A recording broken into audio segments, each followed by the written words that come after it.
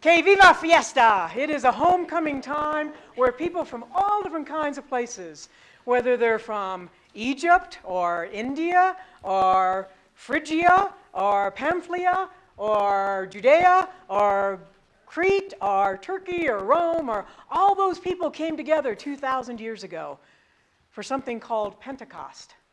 And that's the story we're going to share today. Why? Because it's a great story, for one thing, but also because on the not the first Pentecost, but the 1,980th Pentecost, which was May 25th, 1980, this church was formed. 37 people signed that signed the membership book that those new 10 members just signed. They had been worshiping for about a year. Well, they'd been worshiping for about 9 months up at the old El Gancho restaurant and bar. And there were all kinds of apocryphal stories. Some of you have heard about the children coming home from Sunday school with swizzle sticks and cocktail napkins. We do have a brunch after the service, but no swizzle sticks. And then they moved over to St. Michael's High School, and were in the music room as a movable feast for about 2 years, and then finally built the original church here.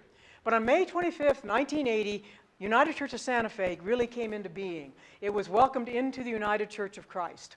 God's Spirit was poured out. Those people dreamed dreams and saw visions. Que viva Fiesta, que viva Pentecost, que viva United Church of Santa Fe. And today marks 40 weeks between now and this church's 40th birthday. It's biblical. So today we're going to start out with that very ancient story of Pentecost, but also bring it into our life together now as a church. So mark your calendars, May 31st,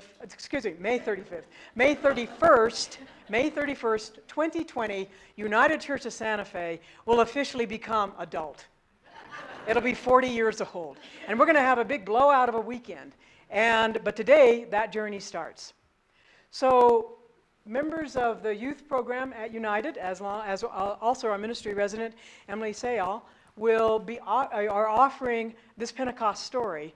But we're not just going to read the story and then have a sermon afterward. Nope. This is an interactive morning. So you need to make sure that you're ready to make big noises, and you need to make sure that you've got your tongues of fire ready to go, because all kinds of odd and weird things happened on Pentecost. So let our hearts and our lives be open to the reading and hearing. You'll find the scripture in your bulletin as well. But Emily Glover is going to get us started. Okay. When the day of Pentecost had come, they were all together in one place. They were all together in one place, just like us this morning. We're all together in one place. And the good news about the Christian faith, some of you have heard me say this before, the good news about the Christian faith is that you don't have to be all together to be all together. Get it? Let me explain. I'll use a story from my own life.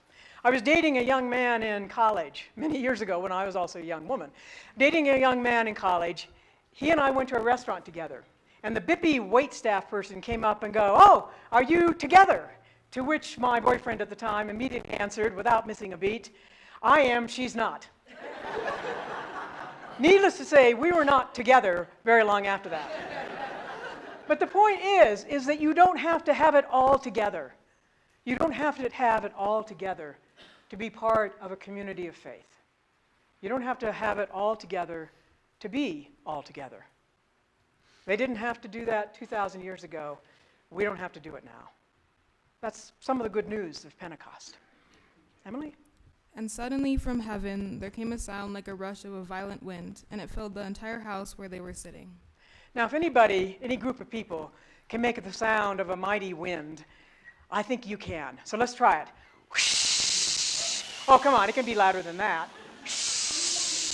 Whoosh.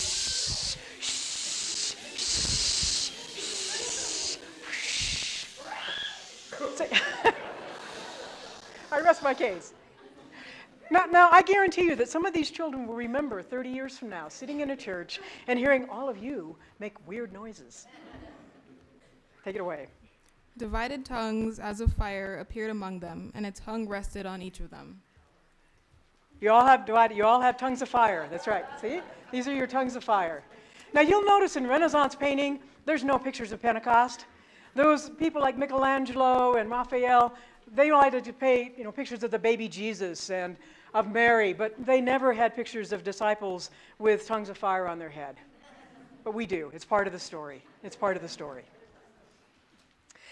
And so, along with your tongue of fire, think about, just for yourself, and then turn to a neighbor, just very quickly, in one sentence, no commas. What's one amazing, unexpected thing you have ever experienced at the United Church of Santa Fe? What's one amazing, unexpected thing you have ever experienced? Just one sentence. Just turn to your neighbor around. I told you, I'm not doing the sermon. You are.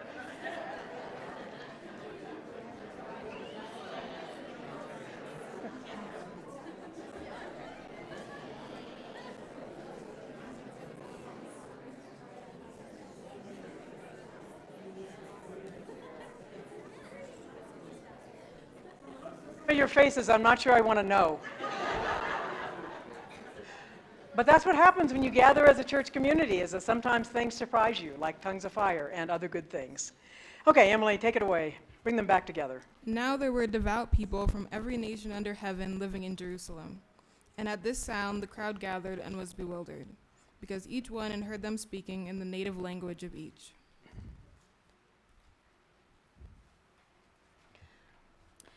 Amazed and astonished, they asked, "Are not all these people who are speaking Galileans? And how is it that we hear, each of us, in our own native language, Parthians, Medes, Elamites, and residents of Mesopotamia, Judea and Cappadocia, Pontus and Asia, Phrygia, Pamphylia, Egypt, and the parts of Libya belonging to Cyrene, and visitors from Rome, both Jews and proselytes, Cretans and Arabs? In our own languages, we hear them speaking about God's deeds of power." Whew. You passed. And everybody else in the congregation is saying a silent prayer. Thank you, Jesus. It wasn't me, she asked. But don't let this story just be 2,000 years ago. Let it be here and now. If you went down to the plaza anytime this weekend of Fiesta, you would hear Tewa, Tiwa, Spanish, coming from colonial Spanish, but also colonial Spain, but also Spanish spoken from Mexico, from Guatemala, from Honduras, from El Salvador. You'd hear Navajo. You'd hear German. You'd hear Texan. You'd hear all kinds of languages. And they're all speaking, and that was what happened on that first Pentecost. They were all speaking different languages with different accents, but they all understood one another.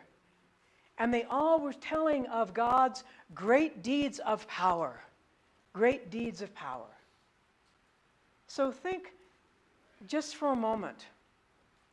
What is one deed of God's power that you've witnessed ever? I remember the first time I hiked the Grand Canyon, I was standing on the rim, and there were a bunch of people from different countries all standing around me, all speaking different languages, and I knew they were all saying the same thing. Wow. So what's one time in your life when you've experienced God's great deed of power? Turn to one another and just share it in whatever language you want.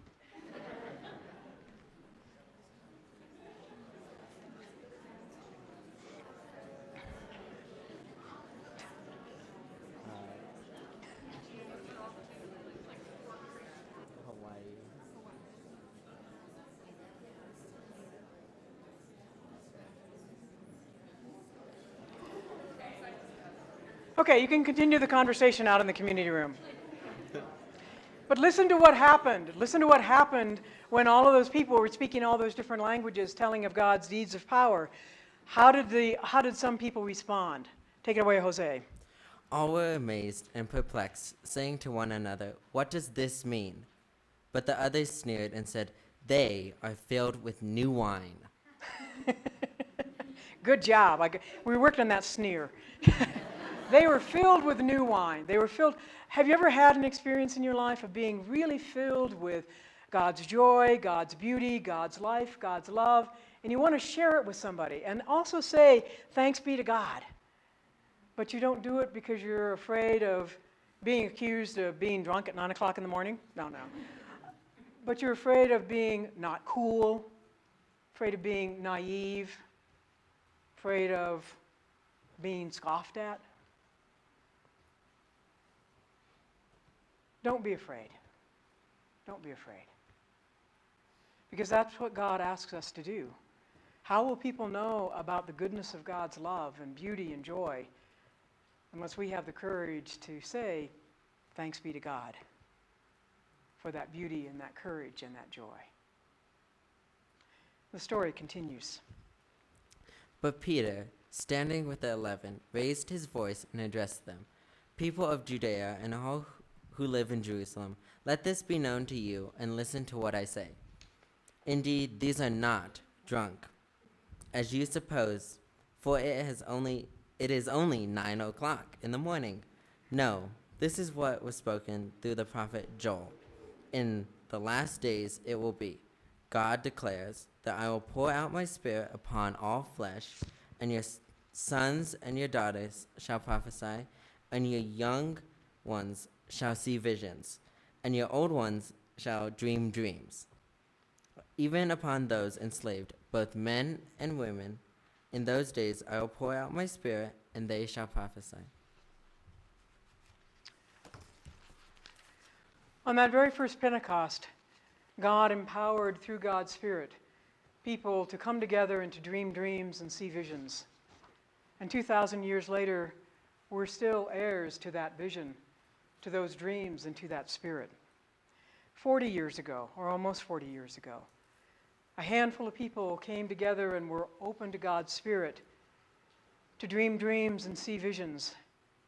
And not a one of them knew any of us sitting in this room this day. So as you think about and are open to God's Spirit, over the next 40 weeks, what's one dream or vision you might have for the United Church of Santa Fe? What's one vision you might have for where this church might be and what it might be about 40 years from now, or 40 times 40 years from now? What's one vision or hope you have on this Pentecost day? There is a wonderful song from Argentina called "You Are the Seed" that I invite us to join together. You'll find it on page 528. Yasmin will sing the first Spanish verse, and then we're invited to sing the first English verse. We'll sing the rest of it later on. But it sings about what it is we're called to be. Sometimes we can have great and wonderful, huge, big dreams and visions, and sometimes they can only be as small as a mustard seed that grows into the largest of all trees. That was true on that first Pentecost. It was true on the one 40 years ago. It's true here and now. So let's join in, "You Are the Seed." The story of the first Pentecost, like the song we just sang, didn't end just with the first verse. And it didn't end just that day, but it continued on. Hear what Michaela has to offer in the end of this story. Awe came upon everyone, because many wonders and signs were being done by the apostles. All who believed were together and had all things in common. They would sell their possessions and goods and distribute the proceeds to all, as any had need. Day by day, as they spent much time together in the temple, they broke bread at home and ate their food with glad and generous hearts, praising God and having the good will of all the people. And day by day, the Lord added to their number. Word of God, word of life.